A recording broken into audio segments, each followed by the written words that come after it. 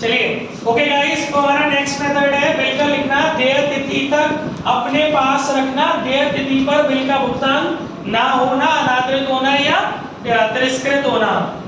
Draw a bill, written till due date and on due date bill became dishonoured.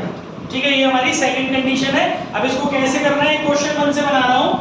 1 जनवरी 2022 को राम ने श्याम को 5,000 रुपए का माल बेचा। उसी दिन राम ने श्याम पर उक्त धनराशि का 3 माह की अवधि का एक बिल लिखा,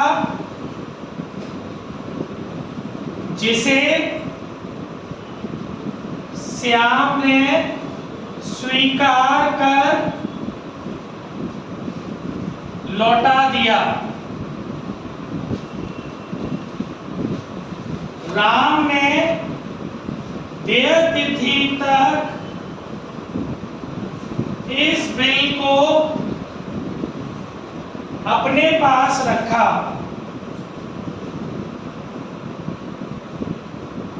देय तिथि पर श्याम अपने बिल का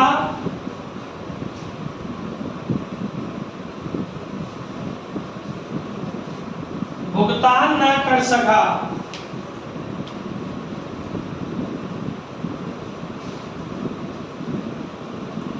₹100 निकराई व्यय, ब्रैकेट में लिखा होगा नोटिंग चार्जेस, नोटिंग व्यय के राम को देने पड़े। दोनों की पुस्तकों में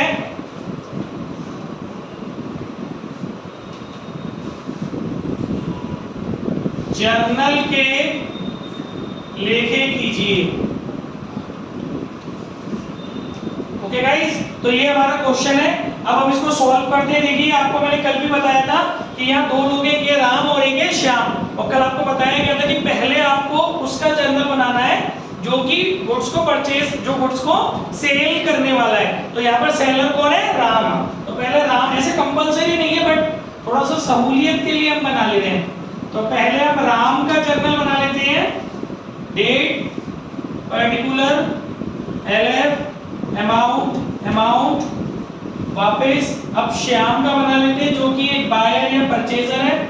डेट, पर्टिकुलर, LF, अमाउंट। ठीक है, यहां लिख दिया राम्स जर्नल और यहां श्याम्स जर्नल।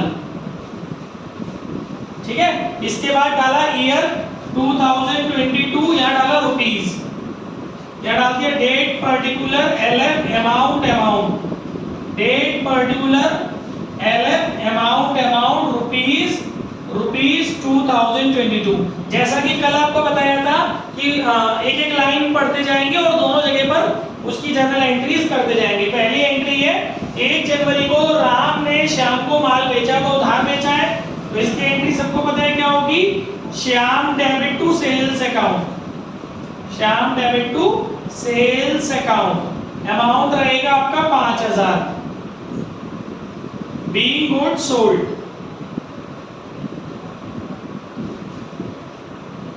ठीक है, दूसरी तरफ श्याम ने खरीदा है तो इसके यहां हो जाएगा purchase account debit to Ram. ठीक है, उसके बाद राम ने श्याम पर बिल लिखा, कल आपको बताया था। राम एक बिल लिखेगा, श्याम को देगा, श्याम उसे सिग्नेचर करके राम को वापस दे देगा। तो राम के पास क्या आ गया, PR आ गया, PR अकाउंट डेबिट, और देने वाला कौन है इस PR को, Shyam. PR account debit to Shyam, इसको बोलते हैं स्वीकृति मिल गई हमें, बीइंग एक्सेप्टेंस रिसीव। अमाउंट हो गया आपका 5000। ठीक है, अब इधर आ जाते हैं जनवरी 1 पर। इसके पास से क्या आया? कुछ नहीं आया। इससे पाने वाला कौन हो गया? राम हो गया। और जाने वाली वस्तु क्या हो गई? इसके पास से बीपी हो गई। Ram debit to BP account, being acceptance given, या पेड भी लिख सकते हो। ठीक है, अब राम श्याम के पास कितने टाइम तक नहीं जाएगा? 3 महीने तक।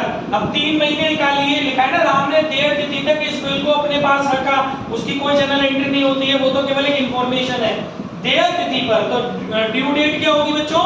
जनवरी 1 से फरवरी 1, फरवरी 1 से मार्च 1 और मार्च 1 से अप्रैल 1। और आपको बताया था 3 दिन ग्रेस डेज के जोड़ते हैं तो अप्रैल 4 अप्रैल को क्या हुआ होगा?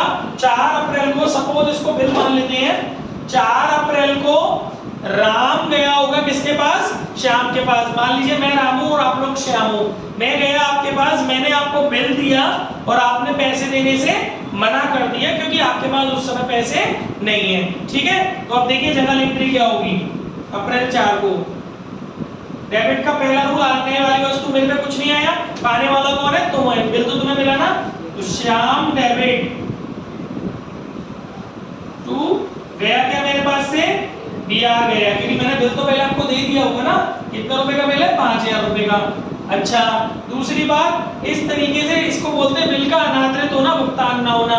फिर इस कंडीशन में मैं इसकी शिकायत दर्ज कराऊंगा, तो वहां जिस विभाग में दर्ज कराऊंगा उसके लिए मुझे कुछ शुल्क, कुछ भुगतान करना पड़ेगा, जिसका नाम होता है नोटिंग चार्जेस। भाई आपके खिलाफ में शिकायत करूंगा कि आपने टाइम पर पेमेंट नहीं करा, तो इसके लिए मुझे कुछ चार्जेस देने पड़ेंगे, जिनको हिंदी में निकराई में और इंग्लिश में नोटिंग चार्जेस बोलते हैं। तो वो पेमेंट कौन करता है? देखो अभी तो वो व्यक्ति करेगा ड्यू डेट तक जिसके पास बिल था, बाद में तो अल्टीमेट तुम्हें ही करना पड़ेगा क्योंकि ये पेमेंट भी तुम्हारी वजह से खर्च हो रहा है। बाद में तुम ही इसका भुगतान करोगे, लेकिन अभी इस समय इसका पेमेंट कौन करेगा? जिसके पास ड्यू डेट पर बिल था। फिलहाल ड्यू डेट पर बिल किसके पास था? राम के पास। तो राम की जेब से कैश जाएगा तो टू कैश अकाउंट। कितने रुपए गए? 100 रुपए। दोनों को जोड़ के कितने बन गए? 5100। क्लियर हो गया? बीइंग बिल डिसऑनर्ड, भुगतान नहीं होता है तो डिसऑनर्ड बोलते हैं। स्पेलिंग अच्छे से समझ लेना, DISHONOURED, being bill dishonoured and noting charges paid. ठीक है बच्चों, आगे बात समझ में?